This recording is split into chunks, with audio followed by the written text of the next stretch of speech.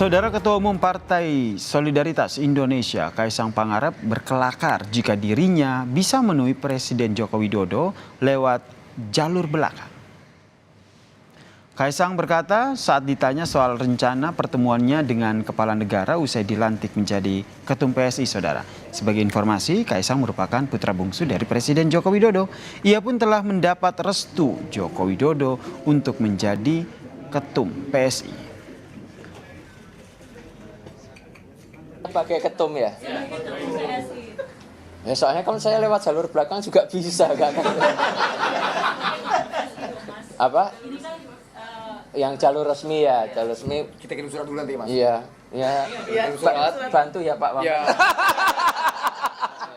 Tapi tetap kami akan berencana untuk sowan dengan beliau bersama teman-teman PSI dengan semua pengurus untuk ya kita minta inilah wejangan aja. Bacawa Pres Koalisi Perubahan sekaligus Ketua Umum PKB Muhaimin Iskandar merespons soal Kaisang Pangarep jadi Ketua Umum PSI, Saudara. Muhaimin menyebut partai politik harus mewaspadai langkah politik putra bungsu Presiden Joko Widodo itu. Disampaikan di Sidoarjo, Saudara, pada Minggu malam, Muhaimin menyebut partai politik harus mewaspadai langkah politik dari Kaisang karena di belakang Kaisang ada Presiden Joko Widodo. Meski demikian, Muhaimin menyebut kehadiran Kaisang di dunia politik bisa membawa warna yang baru.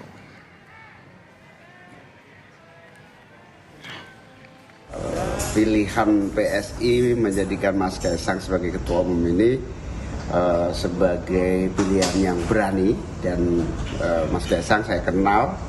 Dia orang yang berani juga mengambil langkah-langkah politik, dan ini tentu menjadi kewaspadaan kita semua partai-partai ini, di mana di belakang Pak Mas Kaisang adalah Presiden yang tentu di satu sisi kita ikut bahagia, politik nasional akan semakin ramai, dinamis tentu saja, dan ya kita berdoa welcome to the jungle. Moga-moga kehadiran Mas Kaisang di dunia politik ini membawa warna yang tentu demokratis, yang memberikan suasana semakin segar.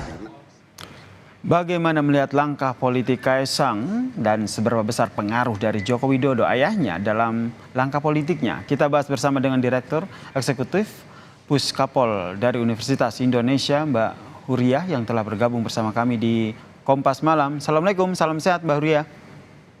Ya, waalaikumsalam, salam sehat Mas Yasir. Anda melihatnya seperti apa nih kelakar dari Kaisang ketika ditanya soal bagaimana apakah ada rencana menghadap Joko Widodo, ia menyatakan bahwa lewat jalur belakang begitu dalam tanda kutip.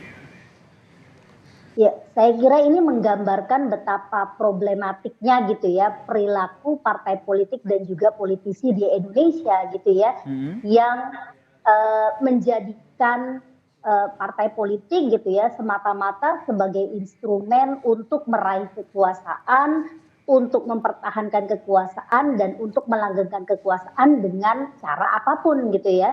Termasuk sebenarnya cara-cara politik dinasti, dan ini sebenarnya juga pernyataan Kaisang memperlihatkan gitu ya secara terang-terangan, secara terang benderang ke publik gitu bahwa dia punya privilege gitu ya sebagai presiden, dan dia bisa menggunakan privilege tersebut gitu ya di dalam kapasitasnya sebagai ketua umum partai yang baru gitu. Maka ia berkelakar lewat jalur belakang begitu ya. Betul, ya walaupun lewat jalur manapun saya kira sama saja gitu ya. Bahkan meskipun tadi dinyatakan bahwa akan ada pertemuan resmi, tetapi kan kita juga tahu gitu ya bahwa pertemuan-pertemuan resmi itu hanya pertemuan yang dibuat untuk konsumsi publik dan media gitu ya. Tetapi bagaimana kemudian perbincangan-perbincangan di ruang tertutup itu yang publik tidak tahu gitu, Mas. Dan saya kira bekerjanya partai politik, bekerjanya tren politik dinastik itu justru lewat jalur-jalur yang tertutup dari radar publik tersebut. Kalau Anda lihat, kalau seandainya melihat lewat jalur belakang ini kan tidak semua dilakukan oleh elit politik begitu. Kenapa harus dilihat berbeda begitu? Lagi-lagi tadi ya pada posisi Kaisang yang sangat khas gitu ya. Tanpa dia menyebutkan hal itu, publik saya kira juga sudah bisa menduga gitu bahwa masuknya Kaisang ke PSI, kemudian juga keterpilihan Kaisang sebagai ketua umum PSI, dan kemudian juga upaya PSI gitu ya untuk menemui Pak Jokowi yang saat ini masih menjadi presiden untuk meminta dukungan resmi, yaitu ya bagian dari manuver yang terang-terangan diperlihatkan ke publik gitu ya. Jadi kelakar bahwa akses itu terbuka lewat jalur belakang itu hanya statement yang menegaskan saja, saya kira gitu, Mas. Oke, tadi juga Anda mention soal bagaimana dinasti politik. Anda membacanya seperti apa nih terkait dengan adanya Kaisang menjadi ketum PSI begitu? Apakah ini bisa dikatakan bahwa PSI mengambil sebuah keuntungan, ataupun dari Kaisangnya sendiri juga bisa dikatakan ada keuntungan nih menjadi anak presiden ketika ia juga menjadi ketum PSI? Iya, seperti yang tadi saya sempat bilang ya Mas Yasir ya, saya kira praktik politik dinastik yang terjadi saat ini ya, dan sebenarnya sudah mulai kelihatan pada saat Pilkada 2020 lalu gitu ya, politik dinastik ini menjadi pilihan rasional gitu bagi elit-elit politik yang ingin melanggengkan kekuasaannya di tengah pembatasan waktu kepemimpinan dalam Termasuk konteks Pak Joko Widodo begitu ya?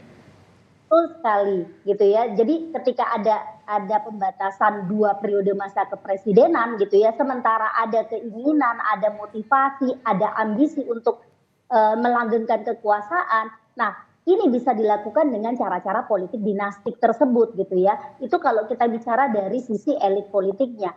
Partai politik sendiri seperti PSI, kan kita tahu ya bahwa PSI itu adalah partai yang masih relatif baru gitu ya, kemudian juga belum mampu meraih dukungan yang signifikan untuk punya kursi di DPR RI, mereka juga punya kebutuhan untuk mendulang suara.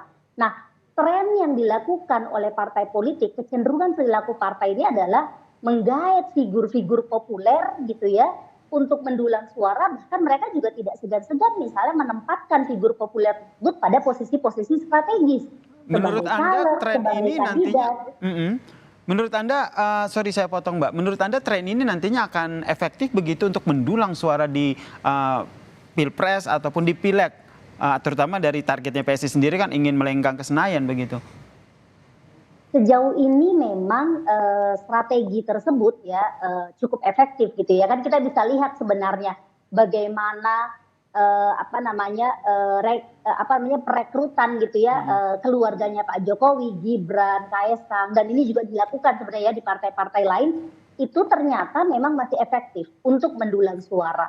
Dan ketika kemudian ini dianggap efektif, partai akan terus mereplikasi cara-cara tersebut gitu. Nah, yang dilakukan oleh PSI hari ini saya kira dalam bentuk merekrut Kaisang dan menjadikan dia sebagai ketua umum partai gitu ya, meskipun dia benar-benar orang yang baru, ya tadi ya konteksnya adalah ini menjadi strategi yang paling rasional yang bisa diambil oleh PSI kalau mereka mau mendapatkan kursi di DPR RI pada pemilu 2024 nanti. Itu dari sisi PSI. Kalau Anda lihat dari sisi menjaga dinasti dari Joko Widodo sendiri seperti apa? Terakhir Mbak.